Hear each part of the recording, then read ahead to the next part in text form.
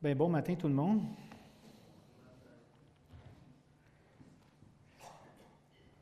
Donc, j'ai pas besoin de ça.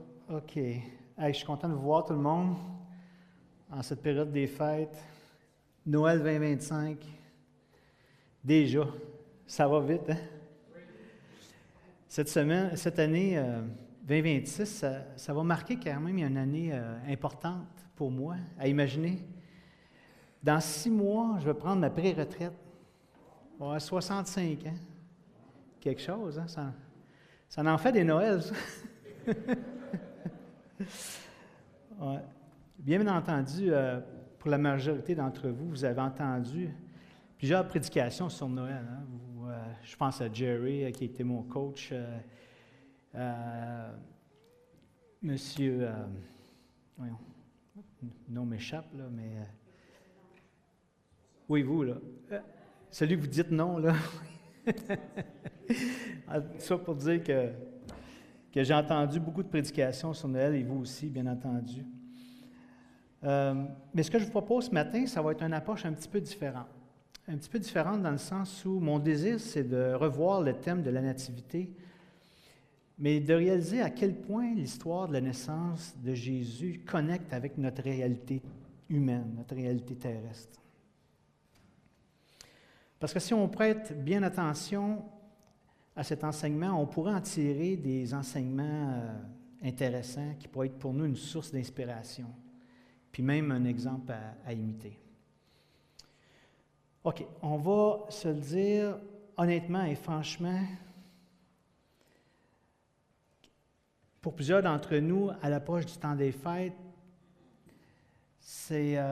on peut anticiper ce moment-là, soit de devoir voir ou revoir ou de côtoyer dans notre famille un père, une mère suite à un divorce, un frère, une sœur qui prend plaisir à nous ridiculiser, un oncle, un beau-frère, qui boit un petit peu trop, ou une belle-sœur qui prend un vilain plaisir à critiquer et à porter des jugements sur le comportement de nos enfants.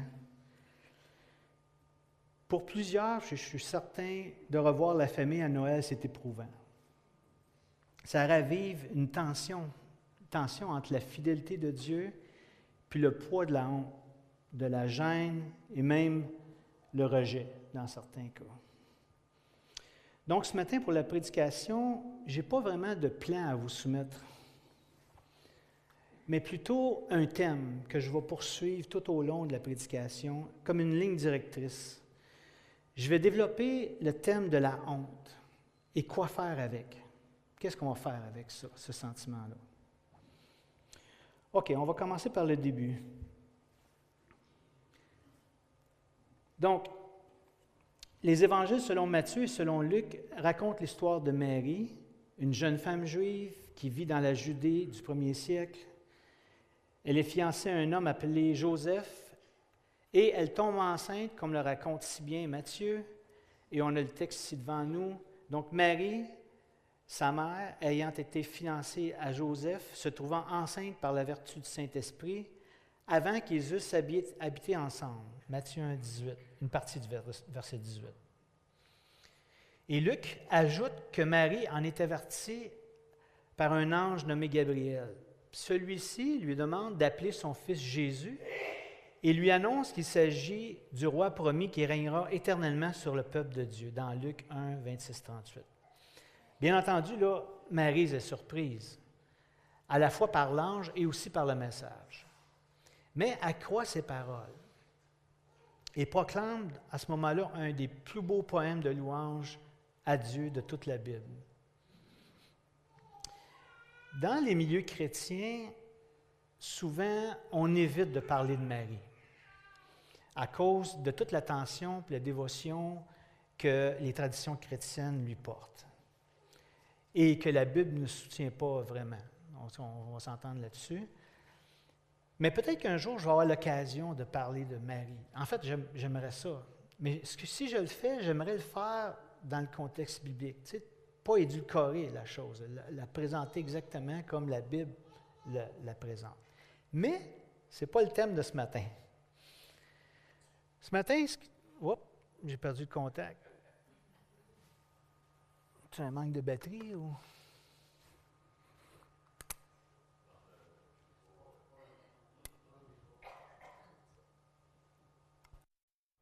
OK, on va prendre celui-là. Désolé.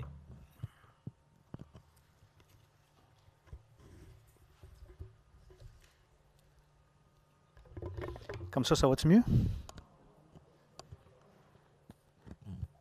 Qu'est-ce qui se passe? 1, 2, 3, 4. Il n'y a plus aucun micro? OK. Je vais essayer d'élever la voix. OK, où en étais-je? OK, donc, Matthieu raconte la même histoire, mais...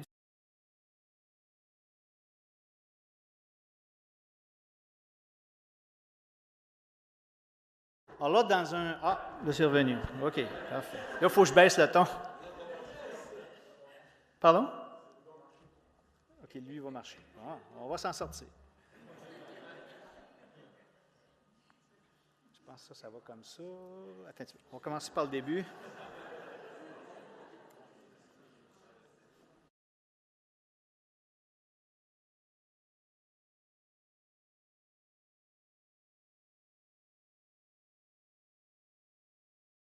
Technique. OK. Donc, je disais que Matthieu raconte la même histoire, mais du point de vue de Joseph. Donc, lorsqu'il apprend la nouvelle, il pense que Marie l'a trompé. Et là, dans un rêve, un ange lui annonce que le père du bébé n'est autre que Dieu lui-même. Donc, l'ange ajoute qu'il devra l'appeler du nom d'Emmanuel, ce qui signifie Dieu avec nous. Et il lui explique pourquoi. C'est lui, en effet, qui sauvera son peuple de ses péchés. Donc, si Joseph venait ici, mettons qu'il était présent ici, là, puis il nous racontait dans ses propres mots d'aujourd'hui comment il a vécu la naissance de Jésus. Être fiancé à une femme vierge, enceinte par l'action du Saint-Esprit, recevoir la visite d'un ange, devenir le père adoptif du Fils de Dieu, du Sauveur du monde, c'est quand même pas rien. C'est quelque chose. Et pourtant, Joseph, c'était un homme simple. Comme nous. C'était pas un saint, c'était pas un super-héros. Comment est-ce qu'on aurait réagi à sa place? Comment est-ce qu'il a appris à faire confiance à Dieu dans son cheminement avec lui, puis à marcher dans l'obéissance? La Bible n'en dit pas beaucoup sur Joseph, sur sa personne. À part les textes qui concernent la nativité, la deuxième fois où il est question de lui dans les Écritures, c'est lorsque Jésus est âgé de 12 ans. Puis que là, il le cherche éperdument. Ils sont allés au temple, puis en revenant, là, tout à coup, il ne le trouve pas, il ne le trouve plus. Contrairement à Marie, qui est présente tout au long des Écritures, tout au long c'est-à-dire du ministère de Jésus. On en parle aux noces de Cana, à la crucifixion, à la résurrection. On la voit à plusieurs reprises dans les Écritures. Qu'est-ce qu'on pourrait conclure sur Joseph, sur lui-même? Quel rapprochement est-ce qu'on pourrait faire de sa personnalité avec nous, avec notre quotidien à nous? Donc, ce que je vous propose ce matin, c'est un exercice intéressant où on va essayer un petit peu de se mettre dans sa peau à Joseph. Puis de visualiser les différents éléments qui concernent la nativité, puis je vais un petit peu comme paraphraser un peu ce qui s'est passé. On n'était pas là, j'étais pas là, c'est certain. OK? Donc, et on va essayer, si c'est possible, un petit peu de ressentir un peu les sentiments que Joseph a pu vivre.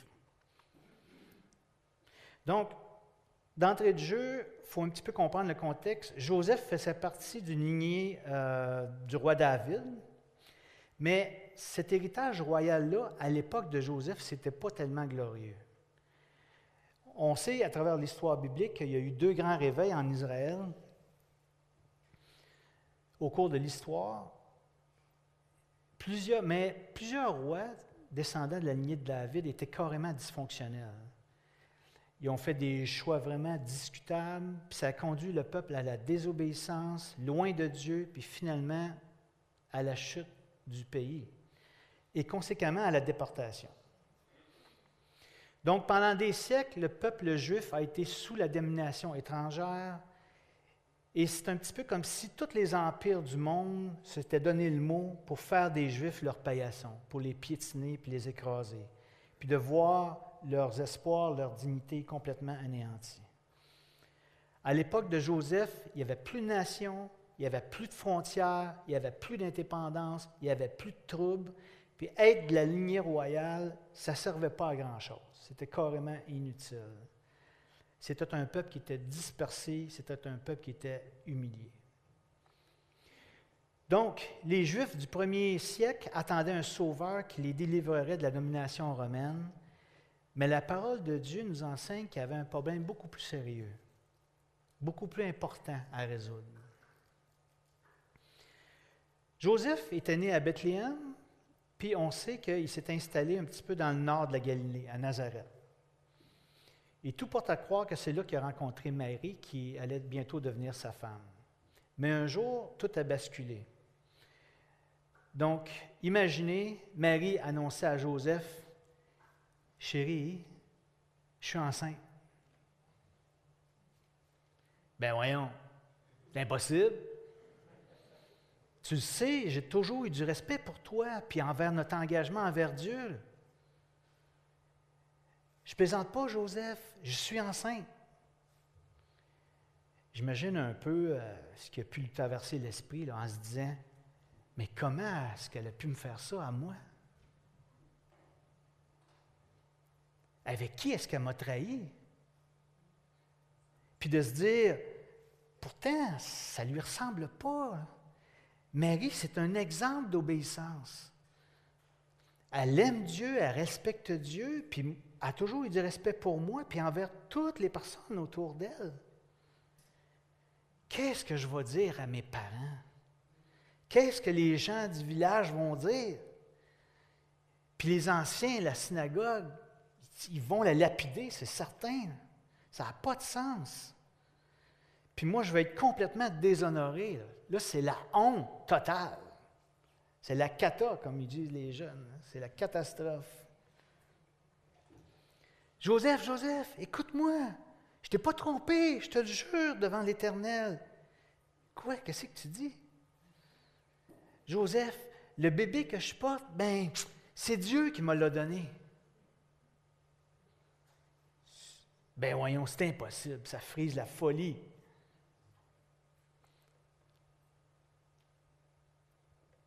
Joseph, tais-toi et écoute.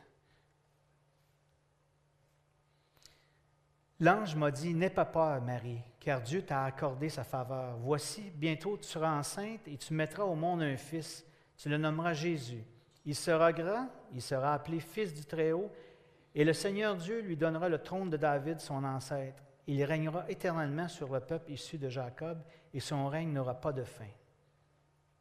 Luc 1, 30 à 33. Marie, tu réalises-tu qu'est-ce que tu me dis? Je ne t'ai pas trompé, Joseph, c'est un miracle qui s'est produit. L'ange me l'a expliqué. Le Saint-Esprit descendra sur toi et la puissance du Très-Haut te couvrira de son ombre. C'est pourquoi le Saint-Enfant qui naîtra de toi sera appelé Fils de Dieu. Il m'a aussi parlé de ma cousine. Il a conclu en me disant, rien n'est impossible à Dieu. Rien n'est impossible à Dieu. Marie, tu te rends-tu compte de ce que tu dis? Je vais revenir un petit peu plus tard là, dans ma prédication sur le thème de la honte, comme je l'ai dit d'entrée de jeu. Mais la honte, quoi faire avec ça? C'est le thème là, central. Mais j'aimerais ouvrir une parenthèse ici parce que ce qui va suivre en dit long sur le caractère de Joseph. Joseph, son époux, qui était un homme de bien et qui ne voulait pas la diffamer, se proposa de rompre secrètement avec elle. Donc Joseph, c'était un homme de bien. Et sa foi n'était pas seulement des paroles. Elle se traduisait dans ses actions. Son désir, c'était de faire ce qui était juste. Il ne voulait pas se venger. Il n'était pas en colère, mais il était désireux de faire ce qui était bien. Il voulait agir dans les circonstances avec miséricorde. Ça en dit long sur un individu. Là. C'est notre première réaction, là, c'est la colère, c'est la vengeance. Là. Et là, ce qui est intéressant, c'est, comme il y pensait, voici un ange du Seigneur lui apparut en songe et dit. Je vais juste insister sur le mot « penser ». Le mot grec qui est utilisé dans l'original, c'est le verbe « entimeomé » qui signifie littéralement « réfléchir », « considérer », « méditer intérieurement » et même « délibérer intérieurement ». Donc, vous voyez un petit peu le genre de combat. C'est-à-dire que là, Joseph, il était dans un état où il cherchait des réponses. Il était en quête d'une explication. Il voulait comprendre. Il voulait voir la direction de Dieu pour lui et pour sa future. Puis c'est dans cet état spirituel-là qu'on pourrait qualifier de réflexion et de prière que l'ange lui est apparu en songe. Donc, c'est quand même intéressant. Là. Lorsqu'on cherche la face de Dieu, c'est le genre de choses qu'on peut faire. On peut questionner, on cherche la face de Dieu, dans le fond. Donc, Joseph, ça c'est l'ange qui parle, Joseph, descendant de David, ne craint pas de prendre Marie pour femme, car l'enfant qu'elle porte vient du Saint-Esprit. Elle donnera naissance à un fils, tu l'appelleras Jésus. C'est lui, en effet, qui sauvera son peuple de ses péchés. Maintenant, j'aimerais revenir sur le contexte dans lequel Dieu a choisi d'envoyer son Fils. C'est dans l'obéissance à Dieu que Joseph accepte cette mission-là. Mais quelle mission? C'est quand même pas rien.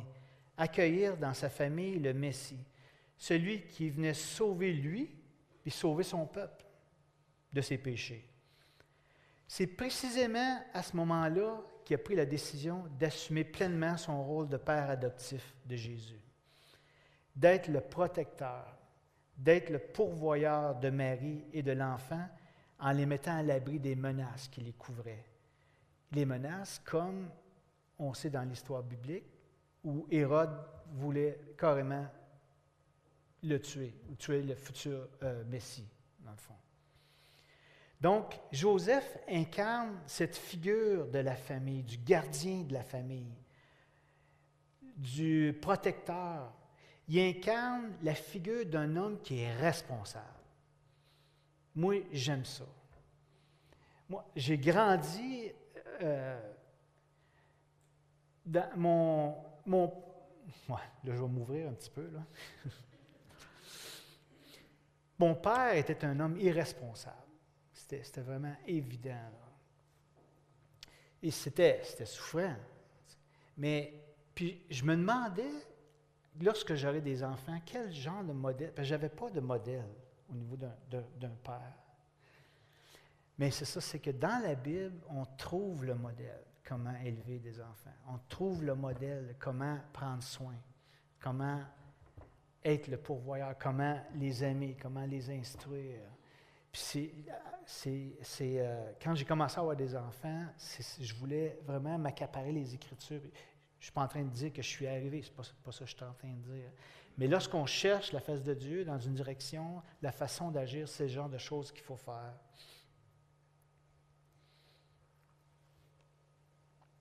Et toi, Bethléem Ephrata, qui est petite parmi les villes de Juda, de toi sortira pour moi celui qui dominera sur Israël et dont l'origine remonte loin dans le passé, à l'éternité. Michée 5.1. Donc ça, c'est une prophétie. Comme je l'ai mentionné d'entrée de jeu, Jésus est venu dans un monde, dans un contexte plutôt difficile. Son père terrestre n'était pas un roi ni un prince, mais un charpentier. De toute évidence, ce n'était pas une famille riche, mais c'était une famille plutôt modeste.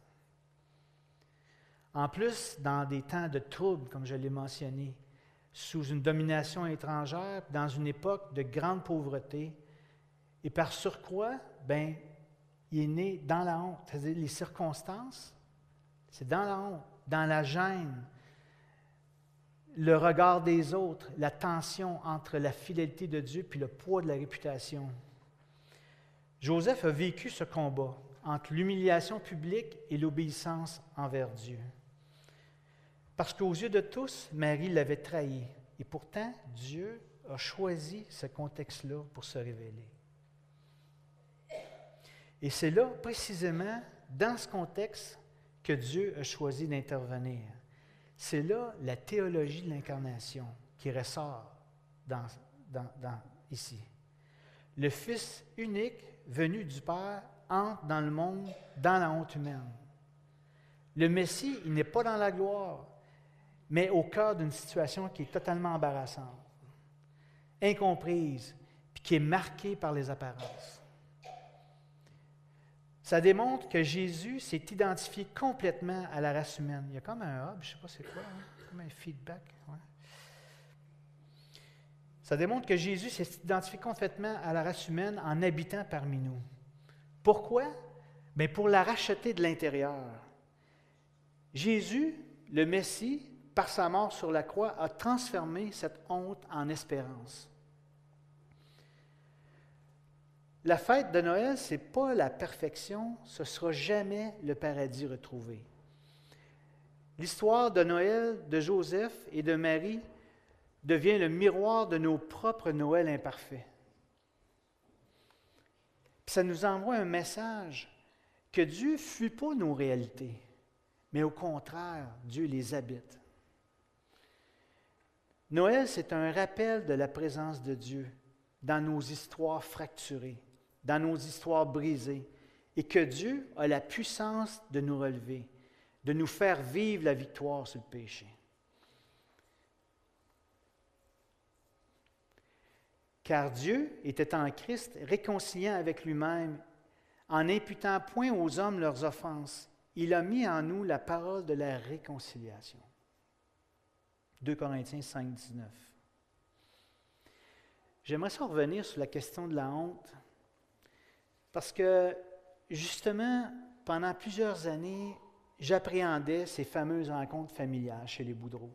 En toute honnêteté, là. Pourquoi? Bien, plusieurs d'entre vous, vous avez connu notre fils Geoffrey, qui pendant tout près de 30 ans est venu, a fréquenté notre église ici avec nous. Et Geoffrey a 37 ans maintenant. Et comme plusieurs le savaient, bien, Geoffrey est atteint de trisomie 21, d'une déficience intellectuelle. Et lorsque on était tous plus jeunes, c'est-à-dire mes frères et moi, ma mère aussi, ma mère nous accueillait toute la famille. Et honnêtement, je trouvais ça difficile d'y aller, chez les Boudreaux. Dans les fêtes, là, c'était comme un deuil à chaque fois, de voir l'écart qui se creusait entre Geoffrey, son développement, puis ses cousins et cousines du même âge. Puis, la vérité, c'est que j'éprouvais de la honte de constater ça. Qu'il ne faisait pas les choses comme les autres enfants. Puis ça s'aggravait là, d'année en année. Dans le cadre d'une formation, d'un cours qu'on a suivi ici, le Sentier du cœur, Chantal et moi, on a développé avec l'enseignante, du point de vue biblique, la notion de la vraie honte puis de la fausse honte. Et aussi de la dignité puis de la corruption de l'âme. C'est des thèmes qu'on a développés. Hein, Céline, tu connais ça? Es-tu là? Oui, c'est ça. Maintenant, c'est quoi la différence? C'est que la vraie honte, elle vient du péché. Pour être plus précis encore, la vraie honte vient d'une désobéissance à ou envers Dieu. Un exemple biblique de la vraie honte, c'est l'histoire d'Adam et Ève, qui, après avoir mangé du fruit que Dieu leur avait défendu, leurs yeux s'ouvrirent, puis ils connurent qu'ils étaient nus. Donc, leur honte était liée à une faute réelle, à la désobéissance, parce que Dieu leur avait dit de ne pas manger du fruit qui était dans le jardin, du fruit qu'on dit qui donnait la connaissance du bien et du mal. Donc, la vraie honte est saine. Pourquoi? Parce qu'elle nous pousse à reconnaître le péché et à chercher le pardon. Paul parle de la tristesse selon Dieu, qui produit la repentance et mène au salut, et dont on ne se repent jamais. 2 Corinthiens 7, 10. Donc la honte juste, elle n'écrase pas. Au contraire, elle nous conduit à la vie. Et Jean nous dit dans 1 Jean 1,9, il nous écrit que si nous confessons nos péchés, il, Jésus, est fidèle et juste pour nous les pardonner et pour nous purifier de toute iniquité. Donc, la fausse honte, quant à elle, elle ne vient pas d'un péché réel, mais d'une image fausse de soi. Une image qui est imposée par les autres, par la société, ou par nos propres pensées, ou simplement par la peur de l'échec. Le but de la fausse honte, c'est de nous écraser, de nous enfermer dans la peur, le rejet puis la culpabilité sans de véritables raisons, sans raison valable, dans le fond. Et ça, c'est une arme de l'ennemi qui accuse. Et c'est ce qui se produit aussi lorsque l'on parle d'une relation toxique. En effet, une relation toxique, c'est une relation qui épuise, qui manipule ou qui détruit l'équilibre émotionnel d'une personne ou qui détruit, qui est une attaque mentale ou parfois même physique d'une personne. Elle se caractérise par des comportements répétitifs de contrôle, de culpabilisation, de dévalorisation ou du manque de respect. Dans mes moments intimes avec Dieu, j'aime lire différentes versions de la Bible. Je trouve que ça jette un éclairage différent sur le texte. Puis dans les dernières années, j'ai commencé à lire la Bible en espagnol. À un certain moment donné, j'ai suivi un cours en espagnol, puis là, j'ai lu tout le Nouveau Testament, puis là, présentement, j'ai commencé l'Ancien Testament, je suis rendu dans les psaumes. Et en lisant le psaume 109, je suis tombé sur le mot « Satanas » en espagnol, qui est traduit en français par le mot « accusateur ». Là, ça m'a un petit peu interpellé. Puis effectivement, après avoir fait des recherches sur l'IA, ça a confirmé que la racine du mot hébreu, Satan, est traduit par adversaire ou accusateur.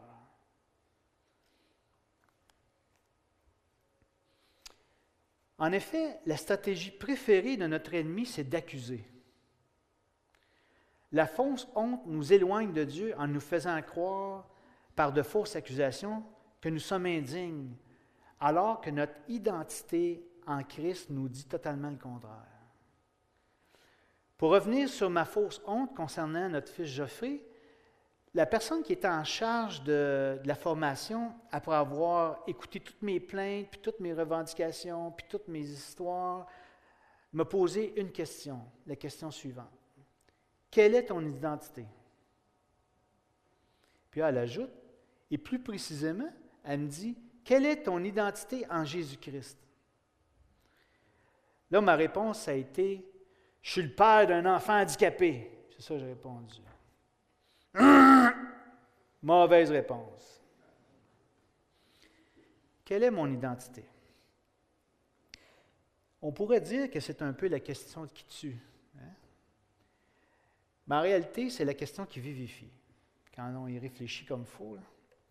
Dans les faits, on a tellement de valeur pour Dieu qu'il a envoyé son propre Fils afin qu'il prenne sur lui tous mes péchés et tous les péchés de la race humaine à sa mort sur la croix.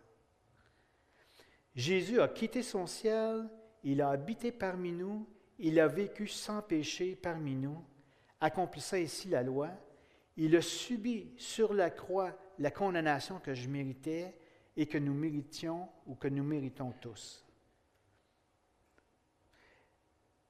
Dans un monde où règne le chaos, je suis un pécheur sauvé par grâce.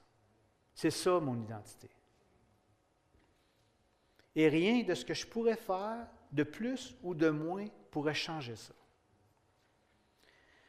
Paul rappelle qu'il n'y a donc maintenant aucune condamnation pour ceux qui sont en Jésus-Christ, dans Romains 8, 1.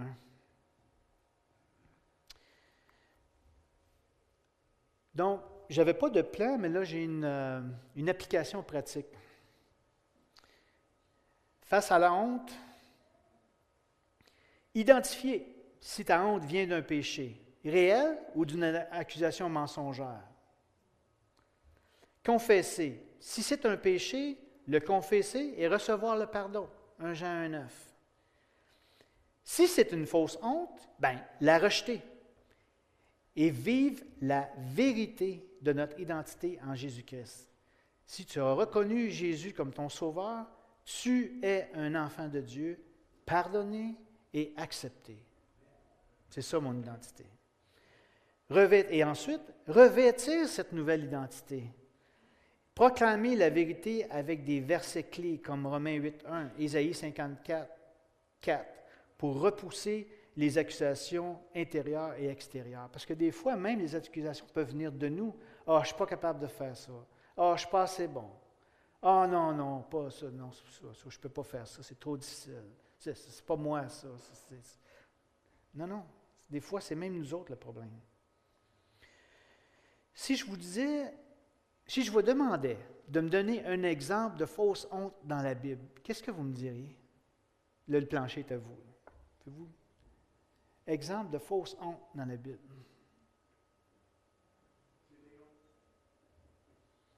Gédéon? Je ne sais pas, Gédéon. Il était le plus petit de la plus petite famille, du plus petit tribu. Ah oui, c'est intéressant.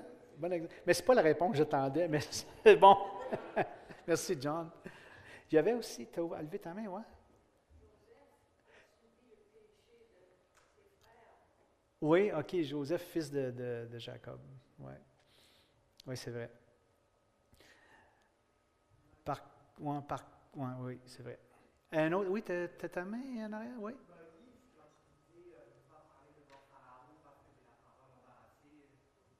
Moïse, oui. Mais ce n'est pas l'exemple que j'attendais. Oui, Rémi.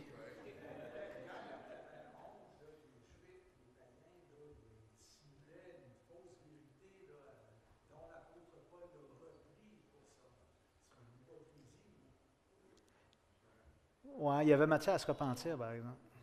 Oui. C'est pas une fausse honte. Là, je cherche une fausse honte. Encore, vous êtes... Ouais. Bon, OK, je vais donner ma langue au chat. La naissance de Jésus. Parce qu'en effet, le problème avec la honte de voir Marie donner naissance à Jésus dans des conditions presque misérables, c'est nous qui l'avons le problème. Qui d'entre nous aurait voulu naître dans ce qui semble être une étable? Ou d'avoir eu comme berceau une mangeoire pour animal? Pour Marie et Joseph, c'était une fausse honte, car eux, ils avaient entendu la voix de l'ange leur annoncer. Ils avaient entendu et vu la vérité s'accomplir. C'est la vérité qui a fait la différence dans leur vie.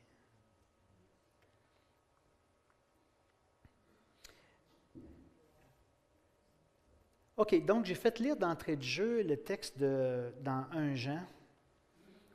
Et en guise de conclusion, j'aimerais revenir sur ce texte. Je vais l'examiner avec vous, mais tout en demeurant sur le thème de la honte. Là, j'ai comme coupé des bouts, là, mais vous allez voir un petit peu où je m'en vais avec ça. Donc, au commencement était la parole qui était avec Dieu, la parole était Dieu. Toutes choses ont été faites par elle et pour elle. En elle était la vie qui était la lumière des hommes, elle était la véritable lumière, donc la vérité. Elle éclaire tout homme. Elle est venue chez les siens, et les siens ne l'ont point reçue. Ceux qui croient en son nom, elle a donné le pouvoir de devenir enfants de Dieu, lesquels sont nés, non de la volonté de l'homme, mais de Dieu.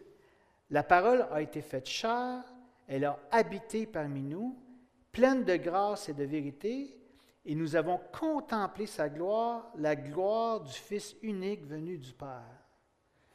Donc, ce texte nous parle de la venue du Messie, Jésus, la lumière du monde.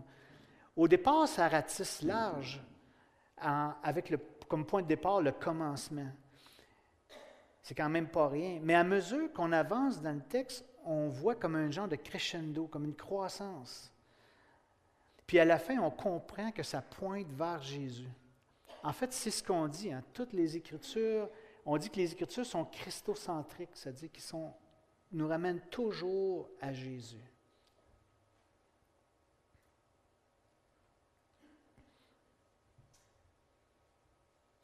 En effet, Jean nous présente Jésus comme la parole éternelle, la lumière véritable qui éclaire tout homme.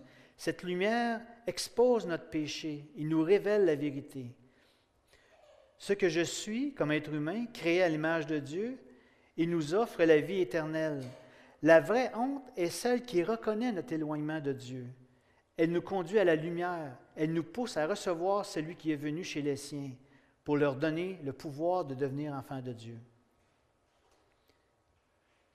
La vraie honte nous amène à la croix où le péché est absorbé par son amour et sa grâce. Et Jésus, la lumière véritable, est venu non pour détruire et écraser, mais pour illuminer et restaurer.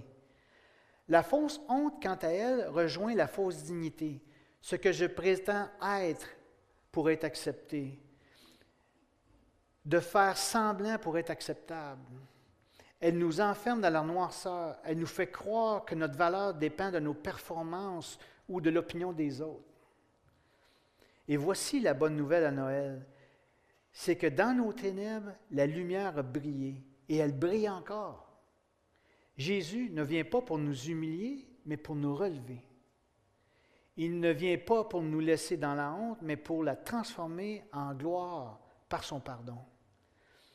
La fausse honte, elle, est dissipée par la lumière et proclame « Tu es aimé, tu es voulu, tu es racheté ». Alors, en cette saison de Noël, le défi qu'on a, c'est de laisser la lumière de Jésus-Christ pénétrer nos ombres d'ombre et de les restaurer. Donc, que Dieu vous bénisse.